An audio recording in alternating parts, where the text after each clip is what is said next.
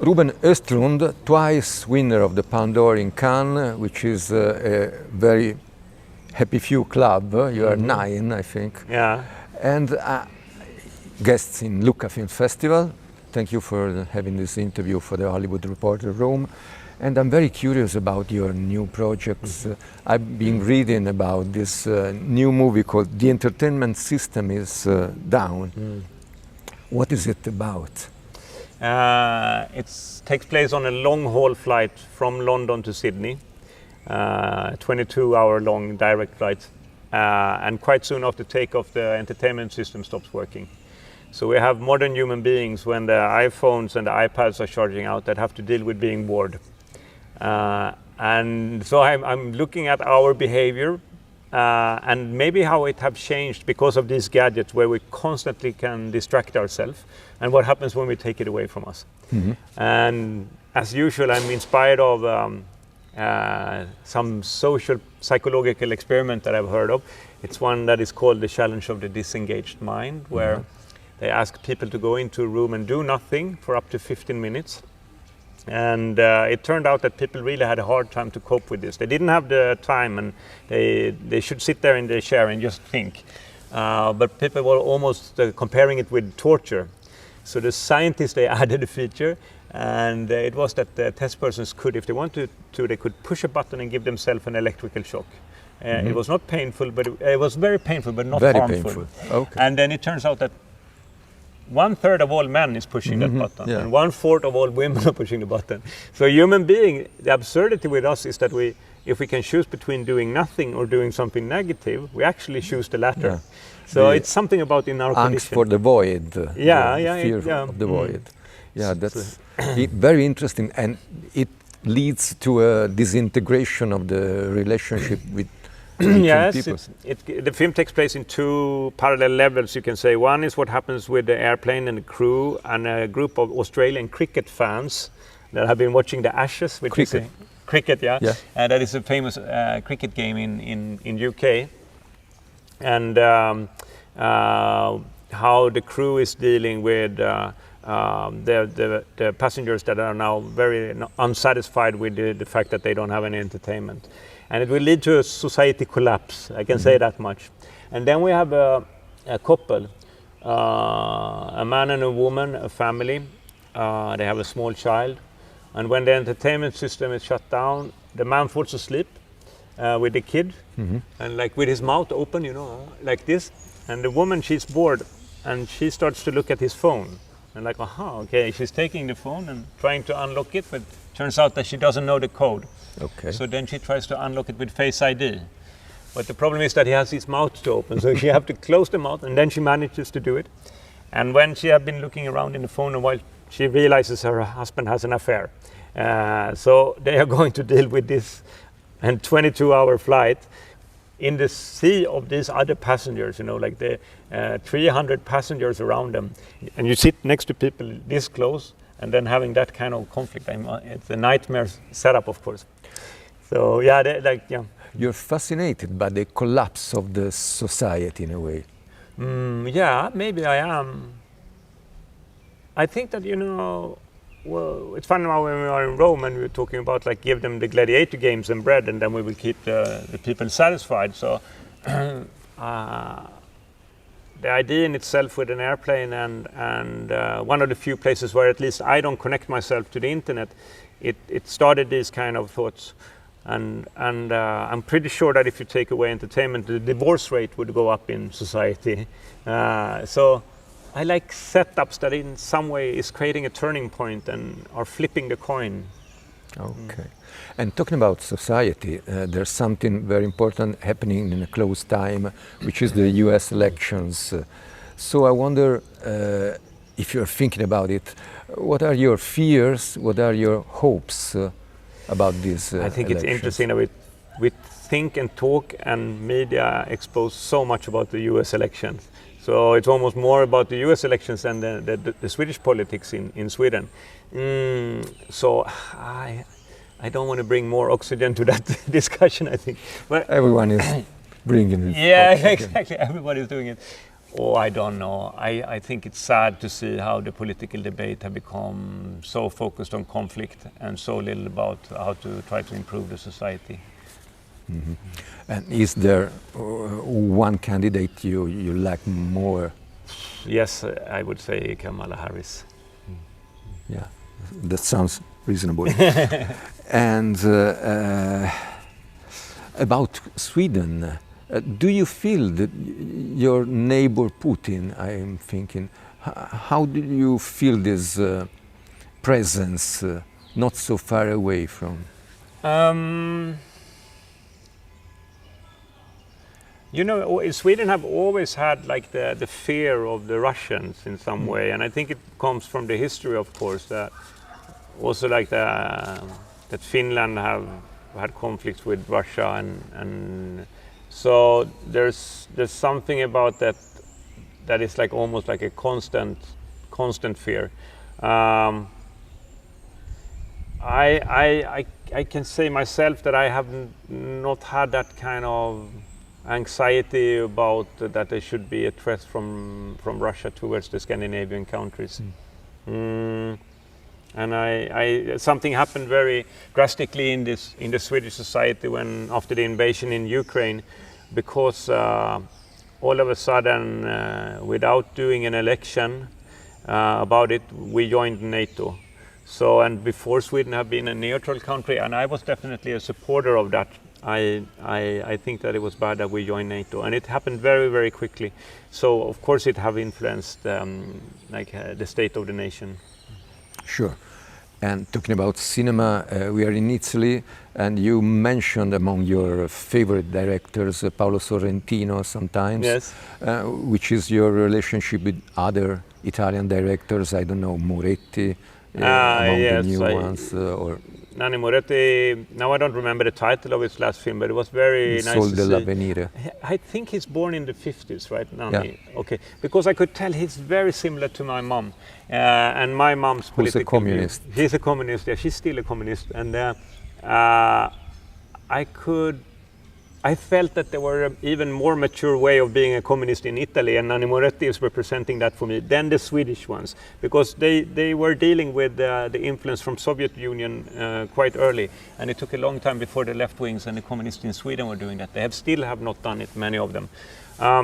So Nanni Moretti definitely, De Sica, Ettore Scola. I just talked about We Who Loved Each Other so much. I saw it with my daughters.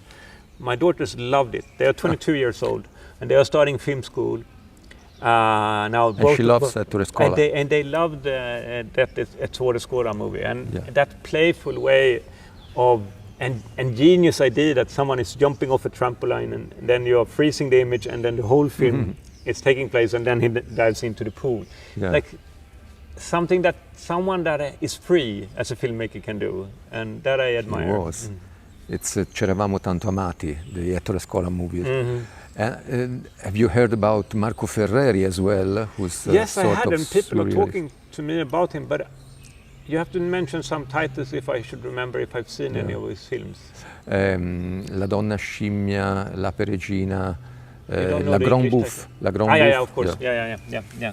No, but that one I talked a lot about after Triangle of Sadness, of course, because of the vomiting scene. People was taking parallel to him. So yeah. Yeah. About Triangle of Sadness, I was very shocked by the death of your main actress. Yeah. Do you have any memory about her? She came to Göteborg maybe 2 or 3 months before we were supposed to start the film. Then we had to push the shooting forward. So I think that Shelby, she had worked in front of the camera her whole life. When she was 13 years old, I think she started her modeling career, and that made her a very skilled actress. You know, I asked her, can you change your attitude a little bit to be more confrontative? And she added it like that. And I said, okay, now do it, but you're sad. And she did it immediately. So she had a super control over her expression in a very professional way. And she was also someone that was helping everybody on set and the team. She was a team player.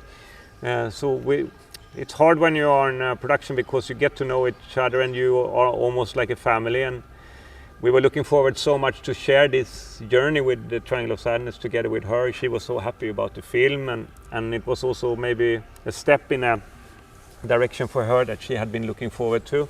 So when the news came that she had passed away, it came really like a shock. It was from one day to the other, and completely. You didn't like imagine at all. We didn't imagine it at all, and I mean, it was a septic shock. So, okay. So it was something that can go very quickly.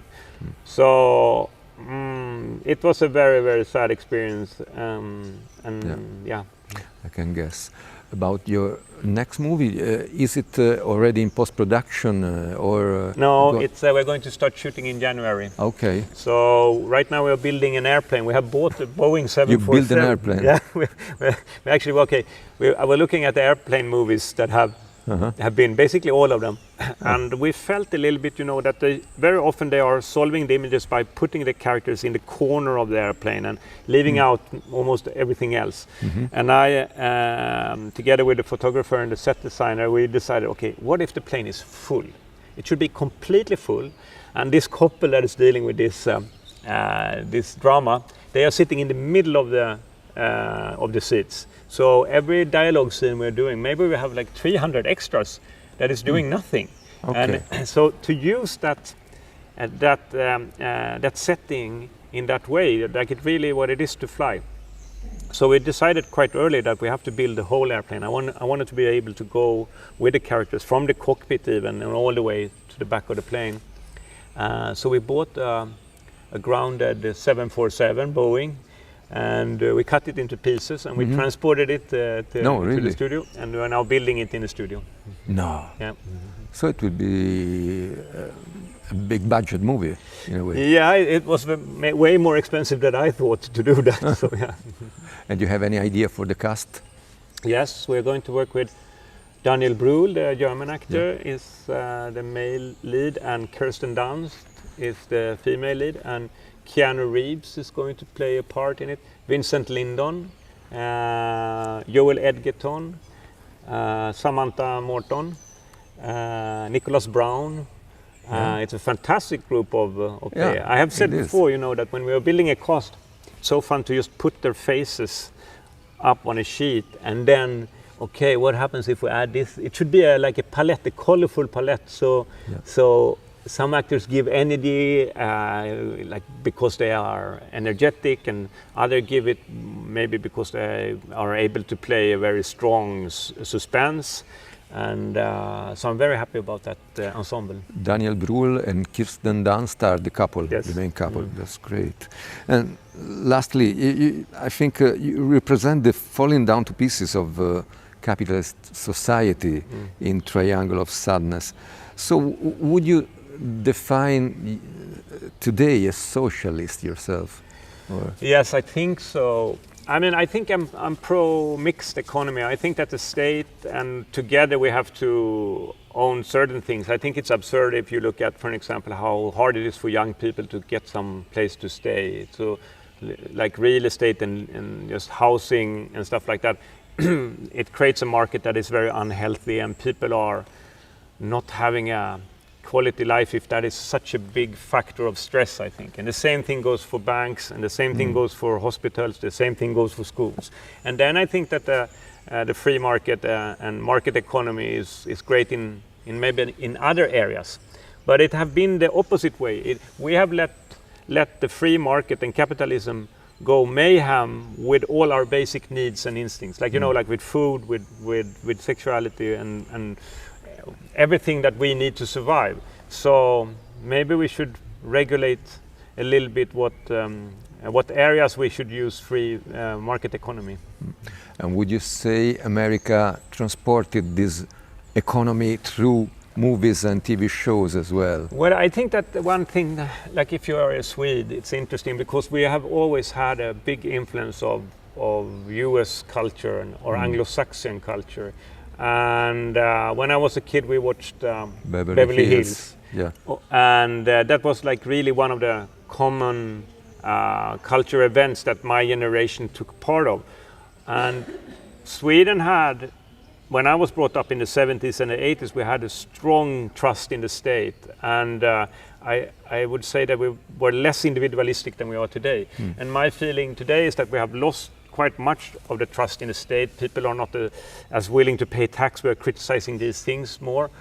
And I think it comes from like the liberalism that is portrayed in the American culture, and the idea about